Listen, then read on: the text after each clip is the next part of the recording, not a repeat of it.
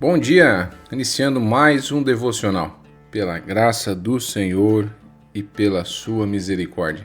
E chegamos na sexta-feira, mais um fim de semana iniciando, pela misericórdia do Senhor. E dando prosseguimento no devocional, estamos em Lucas, no capítulo 2 ainda, e chegamos no momento que Jesus é apresentado no templo. Lucas 2, versículo 22. Diz que chegou o dia de Maria e José cumprirem a cerimônia da purificação conforme manda a lei de Moisés. Então eles levaram a criança para Jerusalém a fim de apresentá-la ao Senhor. Por isso a nossa denominação ela tem também esse costume de apresentar a criança ao Senhor, dedicá-la a Deus quando ainda é bebê. O batismo deixamos para a adolescência, para a juventude, para o adulto, para quando ele já consegue ter discernimento do que é certo e errado. Discernindo o corpo de Cristo. E é interessante já no decorrer desse versículo que houve a cerimônia também relacionada à purificação de Maria. Isso acontece 40 dias depois do nascimento de Jesus. Normalmente os pais precisavam trazer um cordeiro para ser sacrificado como oferta do pecado. Mas no caso daquele que era pobre, segundo Levítico 12, a partir do capítulo 6, seria permitido um par de rolinhas. Então aqui nós já vemos que como Maria não levou o cordeiro, já foi um reflexo da pobreza na qual Jesus nasceu, na sua vida simples que ele veio para essa terra. E tem algo muito interessante aqui, que é onde eu quero focar, sobre as promessas de Deus. Porque no versículo 25 fala que em Jerusalém morava um homem chamado Simeão, um homem bom, piedoso, aguardava a salvação do povo de Israel. O Espírito Santo estava com ele e o próprio Espírito lhe tinha prometido que antes dele morrer, ele iria ver o Messias enviado pelo Senhor. E veja bem que o Espírito Santo guiou Simeão até o templo naquele dia, quando os pais estavam levando o menino Jesus para o templo para fazer o que a lei manda.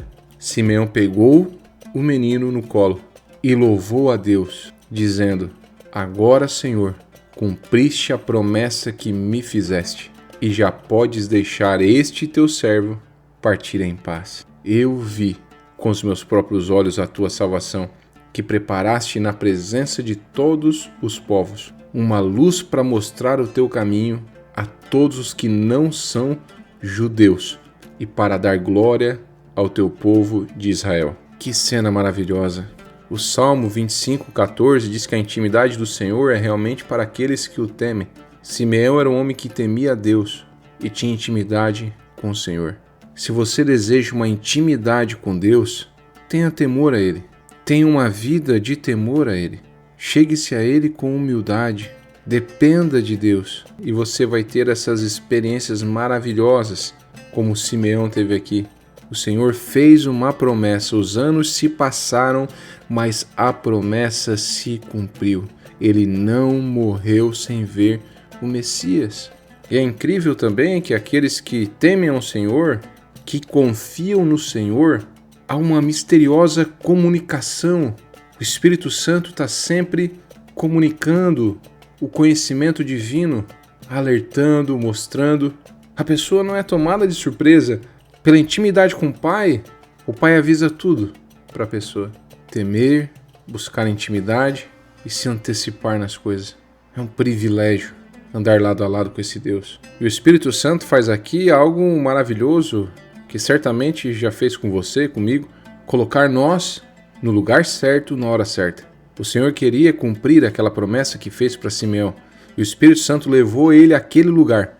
Agora pensa, se naquele dia ele decidisse não ir, se aquele dia ele resolvesse ficar em casa dormindo, se naquele dia alguém lhe convidasse para ir para outro lugar e ele resolvesse ir, fácil, uma promessa de uma vida inteira ele perderia ali.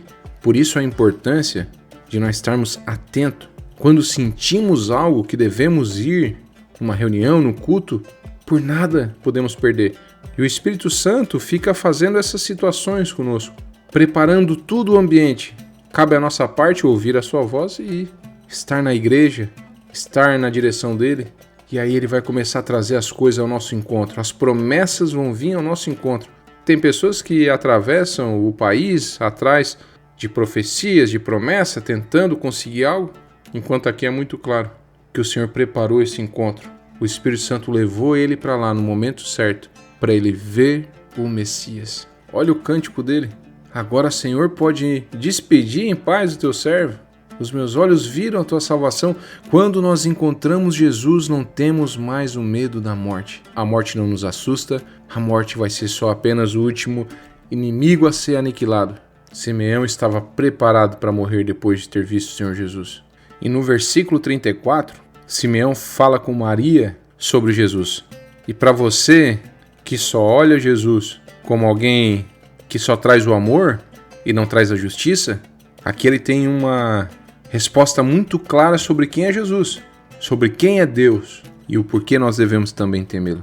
Ele diz assim, esse menino, Jesus, foi escolhido por Deus tanto para a destruição como para a salvação de muita gente de Israel. Os arrogantes, os incrédulos, aqueles que não se humilham para Jesus, que não se arrependem dos seus pecados, para eles, Jesus veio para a destruição. Mas para aqueles que se arrependem, que se humilham, que sabem que Jesus é Deus e deu a vida naquela cruz, para nós ele veio para a salvação.